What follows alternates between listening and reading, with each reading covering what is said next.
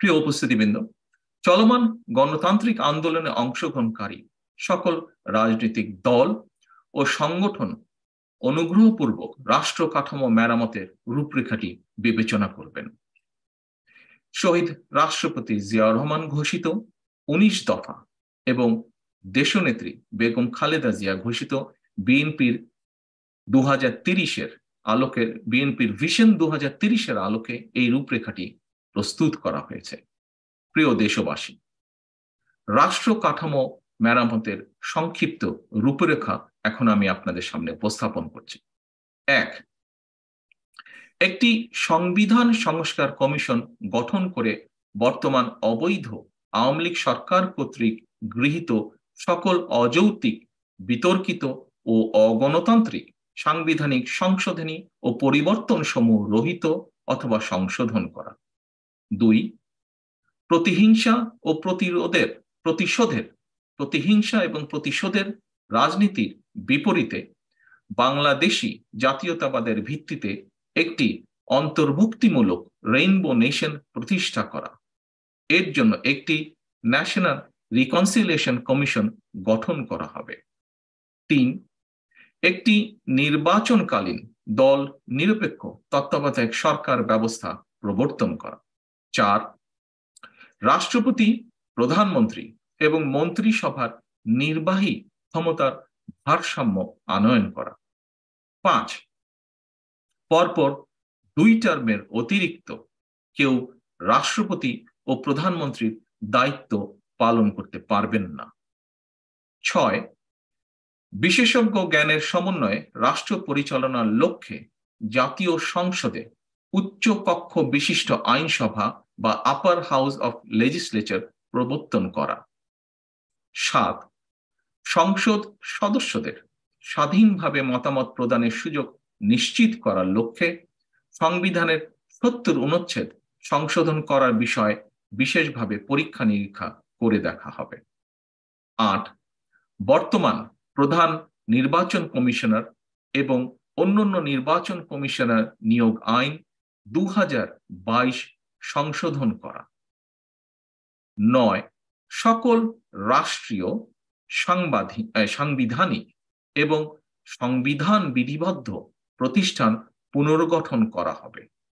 শুনানির মাধ্যমে সংসদীয় কমিটির ভেটিং সাপেক্ষে এই সকল প্রতিষ্ঠানের সাংবিধানিক ও গুরুত্বপূর্ণ পদসমূহে নিয়োগ প্রদান করা হবে। 10, বিচার বিভাগের কার্যকর স্বাধীনতা নিশ্চিত করা হবে। বর্তমান বিচার ব্যবস্থার সংস্কারের জন্য একটি জুডিশিয়াল কমিশন গঠন করা হবে। 11, একটি প্রশাসনিক সংস্কার কমিশন পুনর্গঠন করা হবে। 12, মিডিয়ার সার্বিক সংস্কারের লক্ষ্যে একটি মিডিয়া কমিশন গঠন করা হবে। 13, প্রিয় উপস্থিতিবৃন্দ, 13 নম্বরটি এমন একটি গুরুত্বপূর্ণ পয়েন্ট যার কারণে দেশের অর্ধেক সমস্যা, অরাজকতা, অর্থনৈতিক খাত সহ বিভিন্ন খাত যার জন্য দায়ী। দুর্নীতির নিরসনে দেশের মানুষের আকাঙ্ক্ষা ও প্রত্যাশা অনুযায়ী ব্যবস্থা গ্রহণ করা হবে। অর্থ পাচার ও দুর্নীতির অনুসন্ধান করে একটি শ্বেতপত্র প্রকাশ করা হবে। সংবিধান অনুযায়ী ন্যায়পাল বা অম্বুজম্যান নিয়োগ করা হবে। 14, সর্বস্তরে আইনের শাসন প্রতিষ্ঠা করার সকল প্রকার উদ্যোগ গ্রহণ করা হবে। ইউনিভার্সাল হিউম্যান রাইটস চার্টার অনুযায়ী মানবাধিকার বাস্তবায়ন করা হবে। 15, বিশেষজ্ঞদের সমন্বয়ে একটি অর্থনৈতিক সংস্কার কমিশন গঠন করা হবে। 16, ধর্ম যার যার, রাষ্ট্র সবার, এই মূলনীতির ভিত্তিতে প্রত্যেক ধর্মাবলম্বী নিজ নিজ ধর্ম পালনের পূর্ণ অধিকার ভোগ করবেন। 17, মূল্যস্ফীতির আলোকে শ্রমজীবী মানুষের ন্যায্য মজুরি নিশ্চিত করার সর্বাত্মক উদ্যোগ গ্রহণ করা হবে। 18, বিদ্যুৎ, জ্বালানি ও খনিজ খাতে দায়মুক্তি আইন সহ সকল কালাকানুন বাতিল করা হবে। 19, বৈদেশিক সম্পর্কের ক্ষেত্রে বাংলাদেশের জাতীয় স্বার্থকে সর্বোচ্চ প্রাধান্য দেওয়া হবে। বাংলাদেশ ভূখণ্ডের মধ্যে কোনো প্রকার সন্ত্রাসী তৎপরতা বরদাস্ত করা হবে না এবং কোনো সন্ত্রাসবাদী তৎপরতা আশ্রয় প্রশ্রয় পাইবে না। সন্ত্রাসবাদ, জঙ্গিবাদ ও উগ্রবাদের বিরুদ্ধে কঠোর ব্যবস্থা গ্রহণ করা হবে।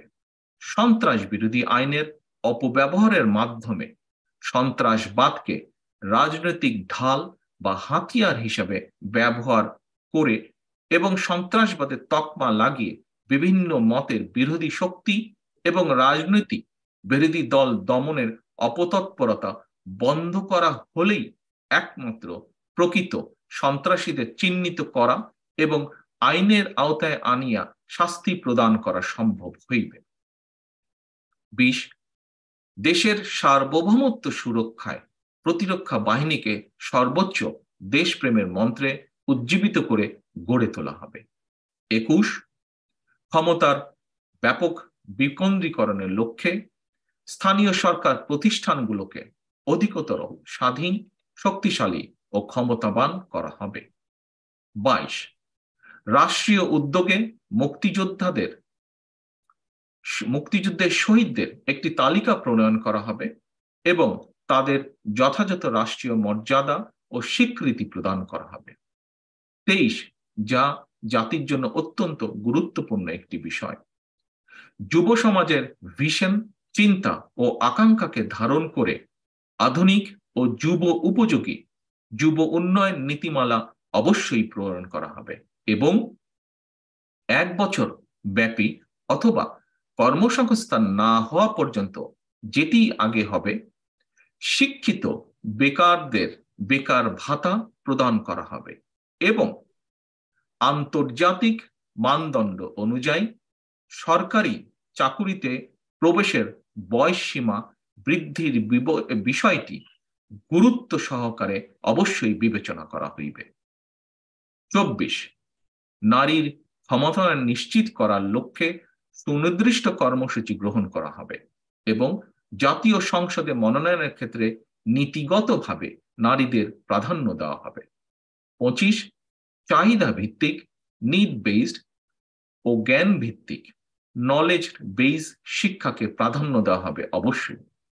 26, সবার জন্য স্বাস্থ্য, এই নীতির ভিত্তিতে যুক্তরাজ্যের NHS এর আদলে সার্বজনীন স্বাস্থ্য সেবা প্রবর্তন করা হবে।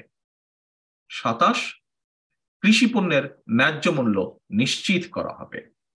প্রিয় উপস্থিতিবৃন্দ, প্রিয় দেশবাসী, পরবর্তীতে যথাসময় অন্যান্য বিষয়ভিত্তিক সংস্কার প্রস্তাব এবং উন্নয়ন কর্মসূচিগুলি প্রকাশ করা হবে পর্যায়ক্রমিকভাবে।